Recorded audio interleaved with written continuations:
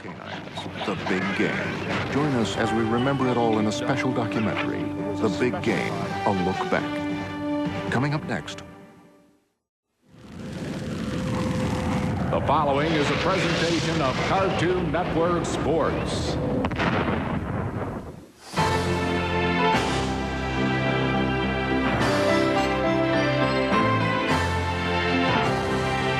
Bugs Bunny is at the 30, the 20, the 10.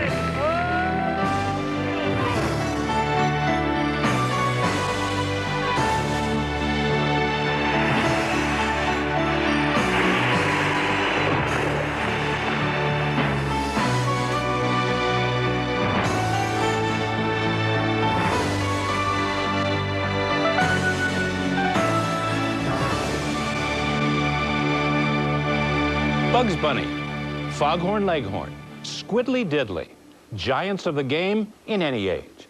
Who could forget the thrill of seeing a young Speedy Gonzales running circles around Sylvester in '52, or the unwanted DePancing of '06, or this thing from the '70s? Moments in time that are indelibly etched on the collective consciousness of fans the world over, in a contest of wills as distinctly American as soccer, with the poetry of bowling and the precision of spin the bottle. A game that I can state without exaggeration is better than all those other sports combined times a billion. I'm talking, of course, about the big game. Hello again, everybody. I'm Jim Huber. Over the years, the big game has seen its fair share of heroes, goats, and blue hound dogs. Tonight, we'll look back at the early days, from its birth in a Mississippi flophouse to the marketing behemoth that is the big game today. If you have ever wondered how it all began, or more to the point, why it ever started in the first place, tonight is your lucky night. We will visit with some of the sharpest minds of our age as we try to understand the pomp, the circumstance, and the future of the big game. So set your VCRs, America. This one's a keeper. Way back in the 1880s, America was just finding its way. Labor was cheap. Labor was abundant. Labor was mostly children. But as the children toiled and slaved away in the collar factories and uranium mines, what were the adults to do? Sobering question, but one that was quickly answered by a man lazing in a Mississippi flophouse one August night, a young man named Dazzy McPete. Dazzy was doodling on old castor oil bottles, creating a stick figure sheep named Sweeney. Then he added a lion, and he knew he had something, and Cartoon Sports was born. And so Dazzy and his brother Abner, with money from his brother's thumb-severing business, formed Stinky Studios in what used to be called New York City. But that business ultimately failed and has nothing at all to do with our story. For at the same time in Los Angeles, leagues were popping up all over. Well, cartoon sports became a thing. You know, everybody was getting rich starting a league. There was Disney, Fleischer had a league, Warner Brothers. MGM. Warner Brothers was amazing. I mean, think about who we had. We had Daffy, we had Porky, we had Bugs Bunny. They didn't have a script. It wasn't something that was pre-planned. They had no idea where they were going or how they were going to get there. They just did it. They jumped in. They got both feet involved. Crazed Duck, Best Stuttering Pig, 42-7. Daffy Mallard dons dress, defies physics. Defies physics. Now, who does that? Half an hour later, an extremely young Bill Hanna and Joe Barbera met in a sailor bar in Houston, and on a bet, mind you, formed the Hanna-Barbera League. Hanna-Barbera rules. Each league had its own unique style of play, and a rivalry was born. WB players were more animated. I mean, it is true, but the HB League had strategy. It was more of a thinking man's game. Thinking man's game? They're cheap imitations of the WB League. Back in those days, you were either a diehard WB fan or a diehard HB fan. But, hey, nowadays, it's just the opposite. The league started to innovate, and with a nod to the recent Scopes monkey trial, began to evolve. In the old days, it was simple. It was about the playing. But then Acme gets involved with their anvils, and then the next thing you know, it's catapults, rocket skates, cannons. Changed the game, in my opinion.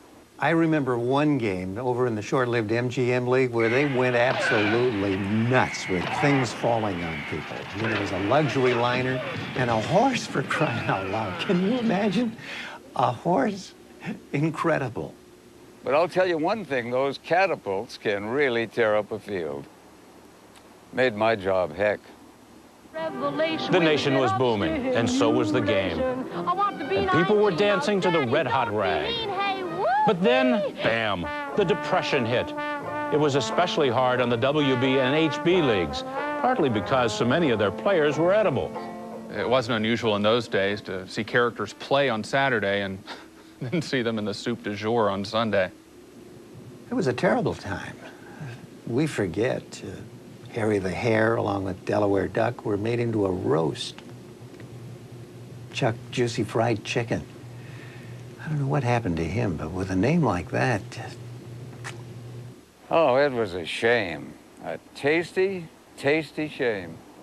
But the tide soon changed. The remaining players would escape the frying pan straight into the fires of World War II. We had no choice. We had to serve our country. Genies were especially needed on the front lines. But as the greats traded in their anvils for ammo, who to entertain the folks working back home? The answer? Women. Cartoon women. Well, this was a chance for all the dames to prove that their skill at the game was equal to the men's.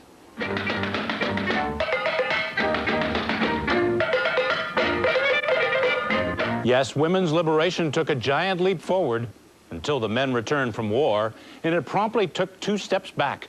2 steps back into the kitchen, or if they were lucky, the mud wrestling pit. But the sport continued to grow. Cut to 1971.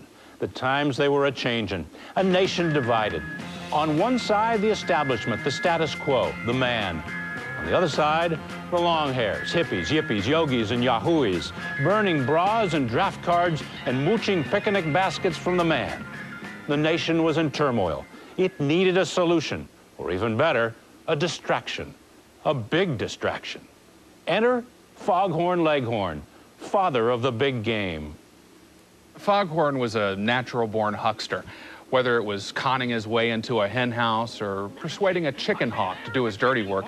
Foghorn was a man who knew how to play the angles. And when he saw the leagues, he saw opportunity.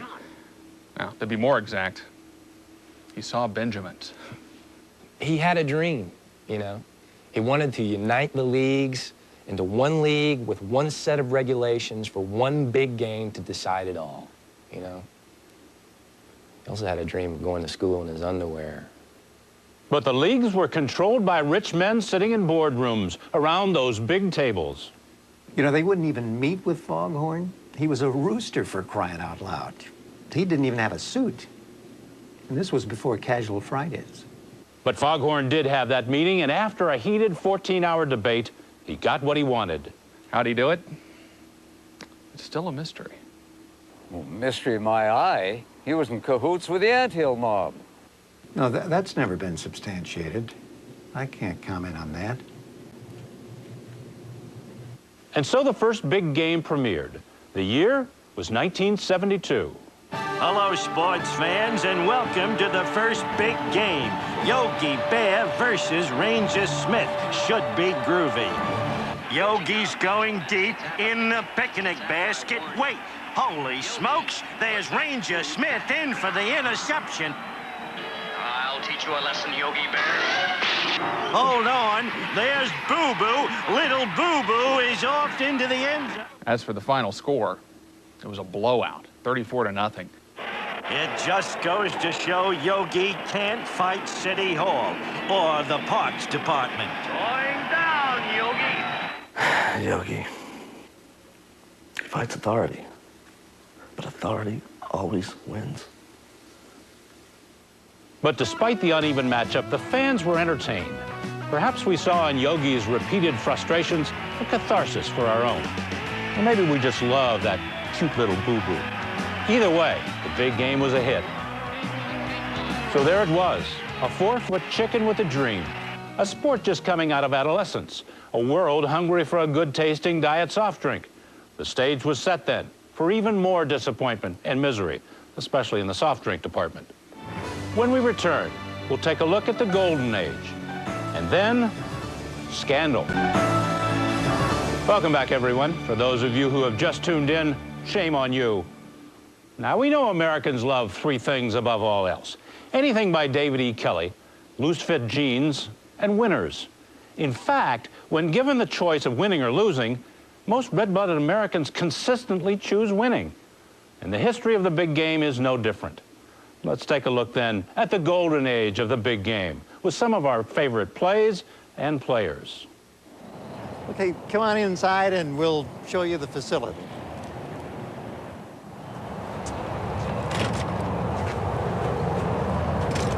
Daffy Duck, inventor of the woo-woo defense.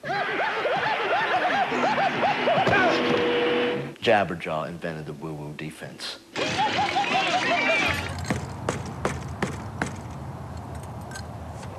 Gloop, Gleep, and the Schmoo. The HB is the only place where you find gelatinous players. Most consecutive appearances pantless. Porky Pig. I've got Scooby-Doo and his gang. Droopy Dog. He looks like nothing. Little cute dog. Perhaps the best defensive player of the game. Droopy had actually been known to wait in a lion's stomach for hours just to get the drop on his man. Now that's good D. Droopy always left the locker room spotless, with a nickel tip. He was a class act. Not like that floozy Betty Boop. Most consecutive wins in a season, Bugs Bunny. Most pronoun switching, Bugs Bunny. Who didn't want to be Bugs Bunny when they were a kid? I mean, we were all walking around with carrots in our mouth, you know, going, "What's up, Doc?" You know. But, you know, we never did the drag thing. You know, at least I didn't. His rabbit hole defense was impenetrable. Guy's big. Got his own cologne. That's how big he is. Huge. Big indeed. But the big game also has another icon, an icon that not only changed the game, but changed society and our hearts as well. I'm speaking, of course, about Squidly Diddly. Until that time, there was a 4-appendage limit in the HB and WB leagues. It was a different time. But Squidly was just tearing up the undersea leagues. Squidly Diddly was incredible. All arms and legs, great range. It would make sense that he would break the octopus barrier in the HB league. But in breaking the league's octopus barrier, Squidly endured many insults. They called him Slimy or Eight Legs, and they threw fried calamari at him, but Squidly took it like an octopus. And I think people forget he couldn't even breathe air. He had gills. Squidly played all those games holding his breath. Now, if that's not determination, I don't know what is. He was a phenom, wonderful player. And then off the field, he always gave back to the community. He donated 2 of his tentacles to a sick kid in Wisconsin. Saved his life. That's why he only has 6. Squidly, I love you, man. Keep on rocking in the free world. I'm just glad that Squidly Diddly paved the way for other octopi. You know. Well, actually, Squidly's the only octopus I know of to play the game. But the way is paved. Oh, the way is paved. Oh, yeah, the way is paved, definitely. The way is paved. Squidly Diddly, octopus, pioneer, way paver.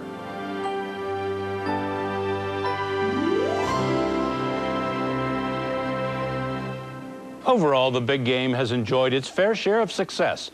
It has basked in the warm glow of the accolades from pundits and fans alike. But like many heady young stars, the fame and glory went straight to the head of the big game. And when fame and glory fill your noggin gets big, real big, and big noggins always goeth before a fall. They always goeth. Yeah, first of all, let me say I love Popeye. You know, Popeye and I go way back, but everybody knew he was on the juice, everybody. Oh, it was a shame, a real shame.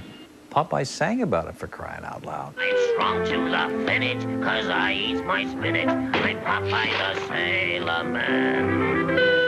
Popeye's a stand-up guy, but let me tell you something. He was up to 3 cans of spinach a day when I knew him. 3 cans. Long-term effects of too much spinach could be loss of vision, muttering, loss of hair. I am what I am, and that's all what I am. I'm Popeye the Sailor Man. But that wasn't even the half of it.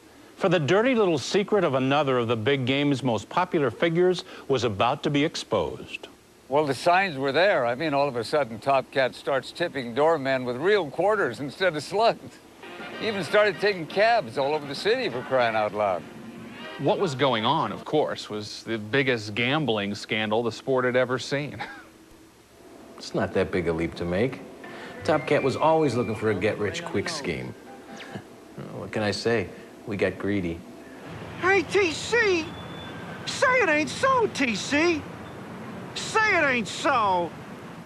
Suddenly, Foghorn Leghorn saw all of his hard work, all he had built, begin to crumble. The big game was his baby, and it was being torn apart by its own success. Then in 1980, a rookie ape named Magilla Gorilla was traded for an amount that I can't mention on a family program. I remember when Magilla signed that contract. I mean, it was stupid fat, as the kids would say. It was insane in the membrane, totally la vida loca. And the funny thing is, he never made it to the postseason after signing that deal. Too many bananas, I guess. Owners tried to cap players' salaries by introducing the Magilla Gorilla Clause. The ensuing strike of '81 almost toppled the league and destroyed the big game. Oh, sure, Magilla made a lot, but the owners made even more. And while the big stars were getting the headlines, the rank-and-file players, Hardy Har, Buford, and the Galloping Ghost, were getting paid in peanuts. Literally. I know for a fact Peter Potamus was paid in peanuts. Come on, it's not like he's an elephant. But, you know me, I'm pro-union. With their A-list players on strike, along with their B and C-list and the Plumbers Union, the leagues were forced to scrape the bottom of the barrel. But it was going to get worse. Hence the big game of '83, the Trollkins versus Inch High Private Eye. The Trollkins, boy, did they stink. The big game of '84, I believe, was some cleanser mascot, Mr. Sanitary, and a sock puppet. Come on, that's not animation, and it's just not the real big game. Another year, they just showed an animated dental film. They billed it as Fluoride versus Plaque. Eddie, did you know that brushing in little circles is better than just up and down? But no amount of brushing could get the bitter taste out of the fans' mouths toward the big game. It would take one heck of a mouthwash, clean, minty, with no medicine-y aftertaste, to rebuild the work that had been undone. Sales were plummeting. The big game had hit rock bottom. There was nowhere to go but up. We'll be back right after these messages.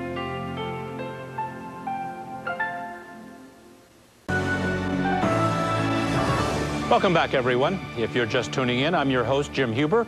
If you've been watching the whole time, hi there, friend.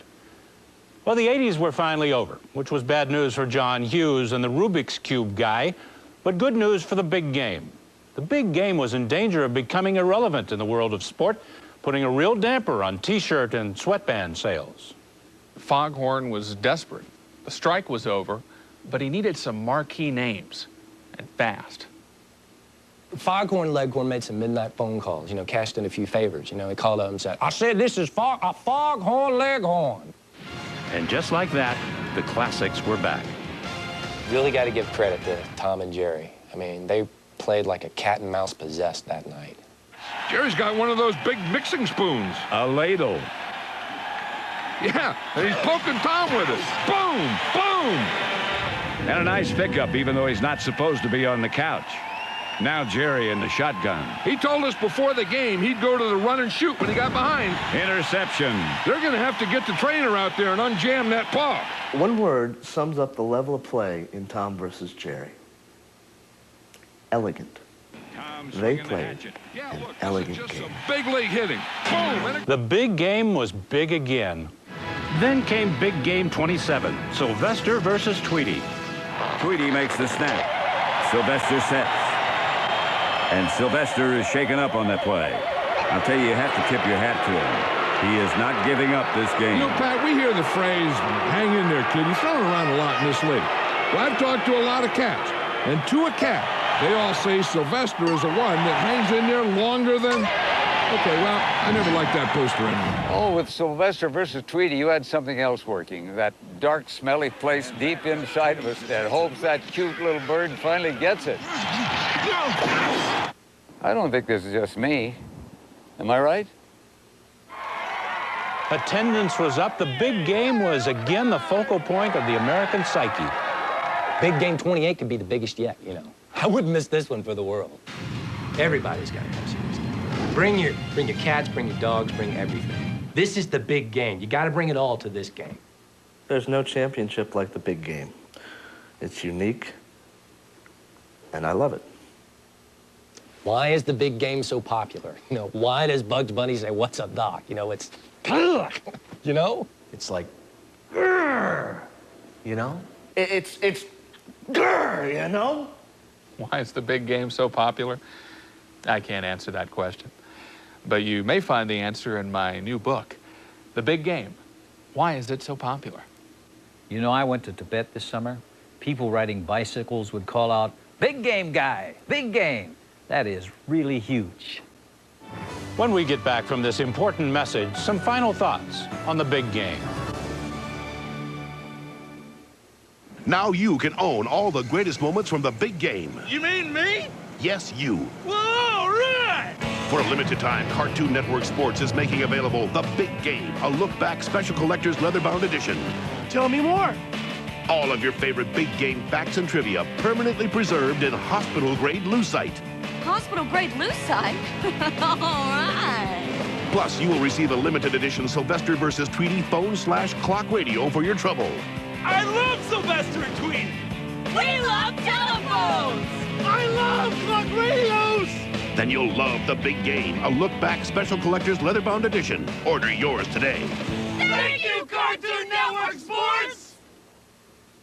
From a doodle on a castor oil bottle in 1882 to a 100,000-seat stadium with 3.2 billion viewers worldwide, Big Game has sure come a long way, baby. Let me leave you with a rather profound thought from the father of the big game, Mr. Foghorn Leghorn. The big game, Foghorn says, could be the game for the 2000s. You drop a piano on Elmer Fudd, it's no big deal. You drop a piano on Keyshawn Johnson, I got news for you, friend. He ain't getting up. Prophetic words from a visionary rooster. I'm Jim Huber. Thanks for watching The Big Game, A Look Back. We'll see you next year.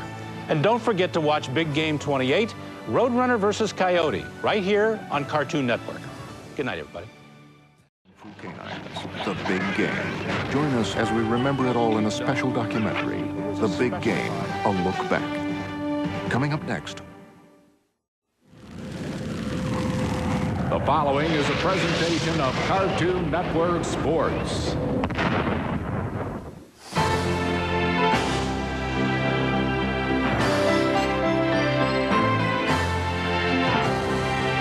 Bugs Bunny is at the 30, the 20, the 10.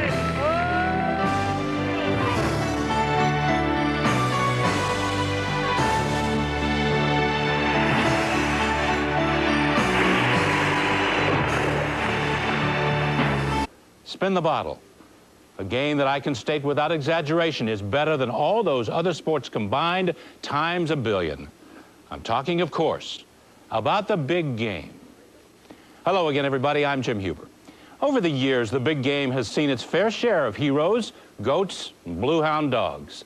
Tonight, we'll look back at the early days, from its birth in a Mississippi flophouse to the marketing behemoth that is the big game today. If you have ever wondered how it all began, or more to the point, why it ever started in the first place, tonight is your lucky night. We will visit with some of the sharpest minds of our age as we try to understand the pomp, the circumstance, and the future of the big game. So Dazzy and his brother Abner, with money from his brother's thumb-severing business, formed Stinky Studios in what used to be called New York City. But that business ultimately failed and has nothing at all to do with our story. For at the same time in Los Angeles, leagues were popping up all over. Well, cartoon sports became a thing. You know, everybody was getting rich starting a league. There was Disney, Fleischer had a league, Warner Brothers. MGM. MGM. Warner Brothers was amazing.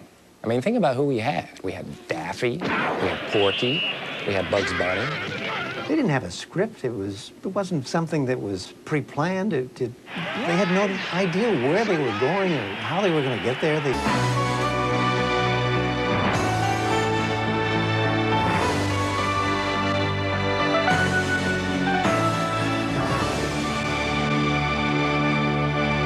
Bugs Bunny, Foghorn Leghorn, Squiddly Diddly, giants of the game in any age. Who could forget the thrill of seeing a young Speedy Gonzalez running circles around Sylvester in '52, or the unwanted DePancing of '06, or this thing from the '70s? Moments in time that are indelibly etched on the collective consciousness of fans the world over, in a contest of wills as distinctly American as soccer, with the poetry of bowling and the precision of set your VCRs, America. This one's a keeper. Way back in the 1880s, America was just finding its way. Labor was cheap. Labor was abundant. Labor was mostly children. But as the children toiled and slaved away in the collar factories and uranium mines, what were the adults to do? Sobering question, but one that was quickly answered by a man lazing in a Mississippi flophouse one August night, a young man named Dazzy McPete. Dazzy was doodling on old castor oil bottles, creating a stick figure sheep named Sweeney. Then he added a lion, and he knew he had something, and cartoon sports was born.